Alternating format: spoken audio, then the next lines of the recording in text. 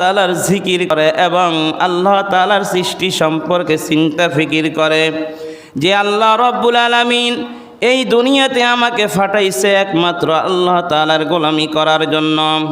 আল্লাহ তাআলা কোরআনের কারিমের মধ্যে অন্যত্র আয়াত তেলাওয়াত করেন, الذين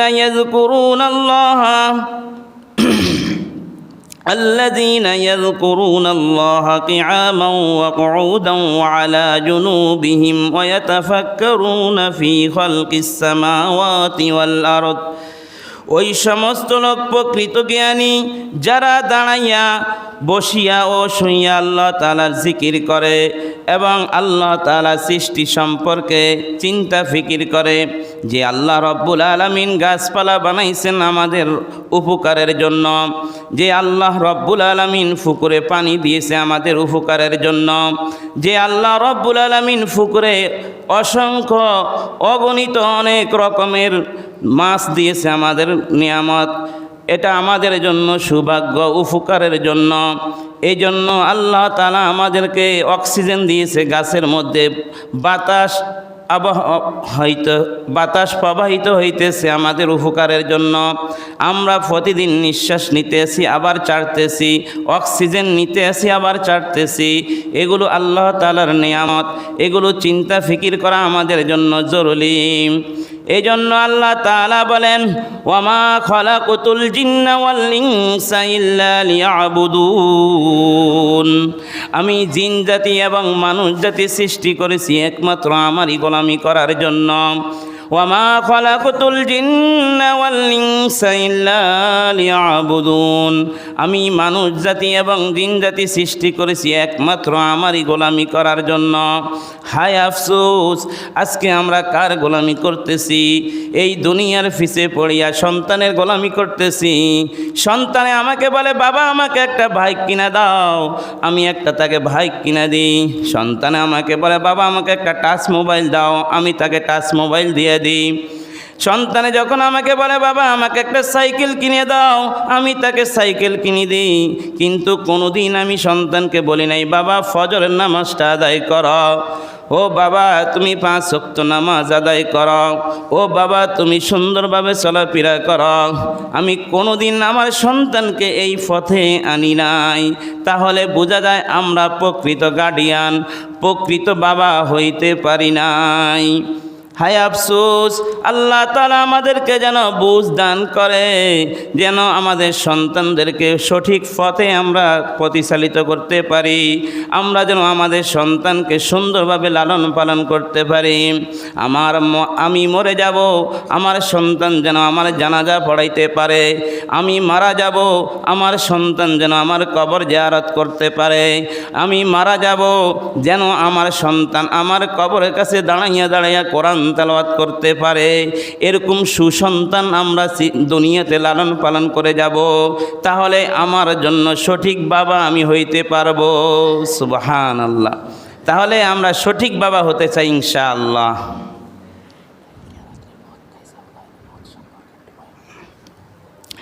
আজকে আমরা সন্তানের প্রতি কি অবহেলা, আমার সন্তান কোন দিকে চলে, কোন পথে চলে আমরা খোঁজ খবর রাখি না।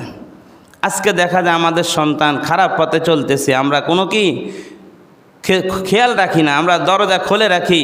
হ্যাঁ, সন্তান রাতের 12টা, 1টা, 2টা, 3টা বাজে ঘরে আসে, জিজ্ঞাসা করি না, বাবা এত রাত কোথায় থেকে আসলা, কোত্থেকে আসলা, তুমি কি করে আসলা, একটু জিজ্ঞাসা করি না। দেখা যায় আমরা যদি মদখোরের সাথে হাঁটি তাহলে আমার সন্তান মদখোর হয়ে যাবে, আমার সন্তান যদি বিড়িখোরের সাথে হাঁটে আমার সন্তান বিড়িখোর হয়ে যাবে। এই জন্য বাবা হাতে পায়ে ধরি আমার সন্তানদেরকে, আমার দায়িত্ব সঠিক পথে চালানোর জন্য। এরে বাবা, আমি তোমাকে 3 বেলা খানা খাওয়াইতেছি, ছোট থেকে আমি তোমাকে লালন পালন করে বড় করতেছি, মাথার গাম পায়ে ফেলে আমি রোজগার করতেছি। আজকে তুমি আমার টাকা দিয়ে মদ খাইবা, আমার টাকা দিয়ে বিড়ি সিগারেট খাইবা, আমার টাকা দিয়ে তুমি বাবা খাইবা, আমার টাকা দিয়ে তুমি গাঞ্জা খাইবা, আমার টাকা দিয়ে তুমি পোলাপান নিয়ে আড্ডা দিবা, আমার টাকা দিয়ে তুমি জুয়া খেলবা। হায় আফসোস, তোমার মতো সন্তান আমার দরকার নাই, এই বাড়িতে তোমার জায়গা নাই, এই ঘরে তোমার জায়গা নাই। এইভাবে যদি আমরা সন্তানকে শাসন করতাম তাহলে আমার সন্তান খারাপ হইতো না। আজকে আমরা সন্তান টাকা চাইছে, টাকা দিয়ে দিই, কিন্তু এই টাকাটা কোন কাজে খরচ করে আমরা খবর রাখি না। এই জন্য খোঁজখবর রাখবো, আমার সন্তান আমার টাকা দিয়ে, আমার মাথার ঘাম পায়ে ফেলানো কষ্টের টাকা দিয়ে আমার সন্তান কি মদ খাইতেছে, না গাঞ্জা খাইতেছে, না মসজিদে দান সদকা করতেছে, অবশ্যই আমার খেয়াল রাখা জরুরি। আর না হয় কিয়ামতের দিন আমার দরা খাইতে হবে, কিয়ামতের দিন আমাকে হিসাব দিতে হবে মাওলা পাকের কাছে। যাই হোক, শবে বরাতের রাত্র আমাদের সামনেই, ইনশাআল্লাহ আমরা আজকে রাত্রে সব সময়, পুরা সময়টা, পুরা রাত্রটাকে আমরা ইনশাআল্লাহ আজকে আমরা ইবাদতের বন্দিগিতে কাটাই দিব ইনশাআল্লাহ। কারণ এই রাত্র সব সময় আসবে, এটা আমাদের ভাগ্য আছে কিনা আমরা জানি না, আবার আগামী বছর আমরা পাবো না কোনো নিশ্চয়তা নাই। এই জন্য সময় থাকতে সময়ের মূল্য দেওয়া। এই রাত্রে আল্লাহ তাআলা অসংখ্য মানুষকে মাফ করে দিবেন, সুবহানাল্লাহ। অনেক মানুষকে আল্লাহ তাআলা ক্ষমা করে দিবেন। শুধু তাই নয়, যদি মদখোরও যদি আল্লাহর কাছে খালেস দিলে তওবা করে, আল্লাহর কাছে মাফ চায়, আল্লাহ তাআলা মাফ করে দিবেন, সুবহানাল্লাহ। হ্যাঁ, এরকম এক মদখোরের একটা ঘটনা আছে এই শবে বরাতের রাত্রেই। আল্লাহু আকবার। একদিন এক মদখোর মদ খাইয়া মাতাল হইয়া সে ঘুমাইয়া পড়ছে। মদ খাইতে খাইতে এমন মদ খাইছে, মাতাল হইয়া সে ঘুমাইয়া পড়ছে। এখন ঘুমের মধ্যে আল্লাহ তাআলা তাকে স্বপ্নে দেখাইতেছে। মদখোর স্বপ্নে দেখতেছে বিশাল একটা সাপ, বিষাক্ত সাপ তাকে দৌড়াইতেছে। যখন সাপটা দৌড়াইতেছে, মদখোর দৌড় দিতেছে অনেক জোরে, কিন্তু সাপের সাথে সে দৌড়াইয়া কুলাইতে পারতেছে না। মদখোর যখন দৌড়াইতে এমন সময় একটা বুড়ার সাথে দেখা হলো। একজন বৃদ্ধ বাবা লাঠি দিয়ে হাঁটতে আছে। ও বাবা, আমাকে বাঁচাও, এই বিষাক্ত সাপ আমাকে ধ্বংস করে দিবে, এই বিষাক্ত সাপ আমাকে মেরে ফেলবে, অতএব এই বিষাক্ত সাপ থেকে আমাকে বাঁচাও। আপনার হাতে লাঠি আছে, এই লাঠি দিয়ে এই বিষাক্ত সাপকে মেরে ফেলবে। ওই মুরব্বি বলতেছে, বাবা আমার এত শক্তি নাই, আমি বৃদ্ধ মানুষ, আমার এত শক্তি নাই, আমি ভয় পাইতেছি, অতএব তোমাকে সাপে দৌড়াইতেছে, তুমি সামনে চলতে থাকো, আমার ক্ষমতা নাই, আমি বৃদ্ধ মানুষ, আমি সাপকে মারতে পারবো না। তখন লোকটা নিরুপায় হয়ে আবার দৌড়াইতে সামনে দেখতেছে একটা পাহাড়। ওই পাহাড়ের উপর লাফ দিয়া উঠিয়া গেল। লাফ দিয়ে ওঠার পর বলাইতেছে, কে আসো, আমাকে বাঁচাও। যখন পাহাড়ের মধ্যে একটা বিল্ডিং দেখা যাইতেছে, সাদা বিল্ডিং, ওই বিল্ডিং থেকে একটা সন্তান দৌড় দিয়ে আসিয়া ওই বাবার কোলে উঠিয়া গেল। ওই মদখোরের কোলে যখন উঠিয়া গেল, উঠার পরে সাথে সাথে সাপটা দাঁড়াইয়া গেল। তারপরে বলতেছে, বাবা তুমি এখনো শুধরাও নাই, আমি তো ছোটকালে দেখলাম তুমি মদ খাইতেছ, এখনো খাইতেছ। যখন এই কথা শুনে বাবা ওই সন্তানের চেহারার দিকে তাকাইয়া দেখার পরে দেখলো, হায় রে আফসোস, আমার ছোট্ট একটা শিশু ছোটকালে মারা গিয়েছে। আজকে সেই সন্তান আমার কোলের মধ্যে দাঁড়াইয়া বসিয়া বলতেছে, আলাম ইয়ানিনিল্লাযীনা আমানু আন তাখশা কুলুবুহুম লিযিকরিল্লাহ। এই আয়াতের অর্থ হলো, এখনই কি তোমার সময় হয় নাই বাবা ফিরে আসার? এখনই কি তোমার সময় হয় নাই ফিরে আসার? ওই সন্তান যখন এই কোরআনের আয়াত বলতেছে, বাবা তুমি না ছোট্টকালে মারা গেলা, এই কোরআন শিখলা কোত্থেকে, এবং তুমি আমার কোলে উঠার সাথে সাথে সাপটা দাঁড়াইয়া গেল কেন? তখন ওই শিশু বাচ্চা তার বাবাকে জবাব দিতেছে, বাবা আমাকে হজরত ইব্রাহিম আলাইহিস সালাম আমাকে কোরআন শিক্ষা দিচ্ছে। পৃথিবীতে যত শিশু মারা যাবে এবং ছোটোকালে ছোট্ট শিশু নাবালক শিশু মারা যাবে, হজরত ইব্রাহিম আলাইহিস সালাম তাদেরকে কোরআন শিক্ষা দিতেছে। সুবহানাল্লাহ। এই জন্য ছোট শিশু মারা গেলে অধৈর্য হওয়াতে নাই।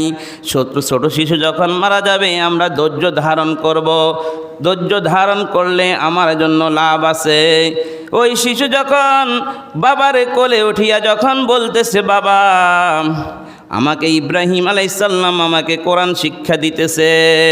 দুনিয়াতে যত ছোট শিশু মারা যায় সবাইকে কোরআন শিক্ষা দিচ্ছে। সুবহানাল্লাহ। জাতির পিতা এমনি বলছে, আল্লাহু আকবার। তারপরে বলতেছে, মা বলো তো দেখি এই সাপটা কেন দাঁড়িয়ে গেছে? তখন ওই বাচ্চা সন্তান বলতেছে, বাবা এই সাপটা কিন্তু প্রকৃত সাপ না, এই সাপটা হলো তোমার বদামল। সাপটা কি? বদামল। তুমি দুনিয়াতে মদ খাইছো, গাঞ্জা খাইছো, যত খারাপ কাজ করছো, এই খারাপ কাজগুলো একত্রিত হয়ে একটা বিষাক্ত সাপের আকৃতি হয়ে তোমাকে দৌড়াইতেছে। আর পথের মধ্যে তোমার সাথে একজন বৃদ্ধর সাথে দেখা হয়েছে। তখন বলতেছে, হ বা তুমি কেমনে জানো? আমাকে আল্লাহ তাআলা জানাইয়া দিছেন। ওই বৃদ্ধ লোকটা হলো তোমার নেক আমল, অর্থাৎ তোমার বদ আমল থেকে নেক আমল হলো অল্প, এই জন্য তোমার বদ আমল বেশি, এই জন্য বিষাক্ত সাপ তোমাকে লড়াইতেছে শক্তিশালী হয়ে। আর বদ আমল হলো অল্প, এই জন্য বৃদ্ধ লাঠি বৃদ্ধ তোমাকে বাঁচাইতে পারবে না। এই জন্য এখনো সময় হয় নাই তোমার ফিরে আসার, এখনো সময় হয় নাই। বাবা যখন মেয়ে যখন বাবার কোলে বসিয়া এই কথা বলতেছে, তখন বাবা হঠাৎ করে ঘুম থেকে লাফ দিয়ে উঠে দেখলে এখনো রাত্র শেষ হয় নাই, সবে বরাতের রাত্র। এই সবে বরাতের রাত্রে যখন বাবা ঘুম থেকে লাফ দিয়ে উঠল এবং দেখতেছে, হায় রে এখনো রাত্র তো শেষ হয় নাই, তাড়াতাড়ি যাইয়া গোসল করলো। গোসল করে মসজিদে যাইয়া সুন্দরভাবে তওবা ইস্তেগফার করে তুবু ইলাল্লাহি তাওবাতান নাসুহা, প্রকৃত তওবা করে আল্লাহর কাছে ক্ষমা চেয়ে মাফছে আল্লাহর কাছে সারা রাত্র কান্নাকাটি করে ইবাদত বন্দেগীতে কাটাইয়া দিলেন। আল্লাহ তাআলা ওই দুনিয়ার একজন বড় বুজুর্গ বানাইয়া দিয়েছেন। সুবহানাল্লাহ। তাহলে মদখোর যদি আল্লাহর কাছে কান্নাকাটি করে শবে বরাতের রাত্রে মাফ চাইয়া যদি বুজুর্গ হইতে পারে, তাহলে আমরা তো আলহামদুলিল্লাহ আশা করি মদখোর থেকেও ভালো আছি আলহামদুলিল্লাহ। তাহলে আমরা কেন পারবো না? অন্তত আজকে রাত্রের জন্য আমরা কি করব? সমস্ত খারাপ কাজ ছেড়ে দিয়ে বেহুদা সময় নষ্ট না করে আমরা মসজিদে এসে একবারে মাগরিবের পর থেকে ফজর পর্যন্ত আমরা সময় দেব ইনশাআল্লাহ। ইনশাআল্লাহ আমাদের মসজিদে একটা এলান শুনে দিই। আমাদের মসজিদে আজকে মাগরিবের পরে এমন একজন লোক আসতেছে, আলহামদুলিল্লাহ আমরা শুকর আদায় করি। কুট্টি মালানা আমরা অনেকে শুনছি নাম, ওনার নাতি, ছেলের ঘরের নাতি, আমাদের সরষে মাদ্রাসার মুহতামিম। তো উনি ইনশাল্লাহ মাগরিব থেকে আসা পর্যন্ত বয়ান হবে। আমরা এই দিক সেদিক ঘোরাফেরা না করে ইনশাল্লাহ সবাই মসজিদে চলে আসবে ইনশাল্লাহ, মনে থাকবে ইনশাল্লাহ। তাহলে আজকের রাত্রটা আমরা ইবাদতের বন্দেগীতে কাটাবো। আল্লাহ তাআলা প্রথম আসমানের দিকে একবারে কঠিন দৃষ্টিপাত তাকায় থাকে এবং ডাকতে থাকে প্রথম আসমানে এসে, হে গুনাহগার কে আসো আমার কাছে ক্ষমা চাও, আমি তাকে ক্ষমা করে দিব। সুবহানাল্লাহ। কার রিজিকের দরকার আমার কাছে চাও, তাকে আমি রিজিক দিয়ে দিব। কে অসুস্থ আমার কাছে চাও, তাকে সুস্থতা দান করব। কে অভাব অনটনে আছে আমার কাছে চাও, তার অভাব অনটন দূর করে দিব। এইভাবে আল্লাহ তাআলা ডাকতে থাকেন বান্দাদেরকে। এখন আমরা বান্দারা যদি মোবাইলের মধ্যে পড়ে থাকি, আমরা বান্দারা যদি ঘুমের মধ্যে পড়ে থাকি, তাহলে কী লাভ হবে? আমার বদ নসিব ছাড়ার কোনো উপায় হবে না। এই রাত্রেতে আল্লাহ তাআলা কয়েক শ্রেণী মানুষকে মাফ করবে না, ক্ষমা করবে না। এক নম্বর, হুজুরে বলছে, গত সপ্তাহ বলেছে, তারপর আমি আবার মোজাকারা করতেছি। এক নম্বর মদখোর, যেই মদ খাইতে থাকে সবসময়, ক্ষমা চায় না, আল্লাহর কাছে মাফ চায় না, তওবা করে না, এই মদখোরকে আল্লাহ তাআলা ক্ষমা করবেন না। দুই নম্বর, মা বাবার অবাধ্য সন্তান, যে মা বাবার কথা শুনে না, হ্যাঁ, মা বাবার সাথে চোখ রাঙ্গাইয়া কথা বলে, চোখ লাল করিয়া কথা বলে, ধমক দিয়া কথা বলে, এই সন্তানকে আল্লাহ তাআলা কি করবে না? ক্ষমা করবে না। তারপরে যাইয়া সুদখোর, যেই সুদ খায়, ঘুষ খায়, সব সময় সুদ খাইতে থাকে, ঘুষ খাইতে থাকে। হ্যাঁ, এখন দেখা যায় ডাক্তারের কাছে লোক ফাটায়, রুগী ফাটাইতেছে, এখান থেকেও কি টাকা খাইতে থাকে। আস্তাগফিরুল্লাহ। এই জন্য ভাই, সুদখোর, ঘুষখোর, এগুলো থেকে আমরা হেফাজতে থাকবো। চেষ্টা করো মানুষের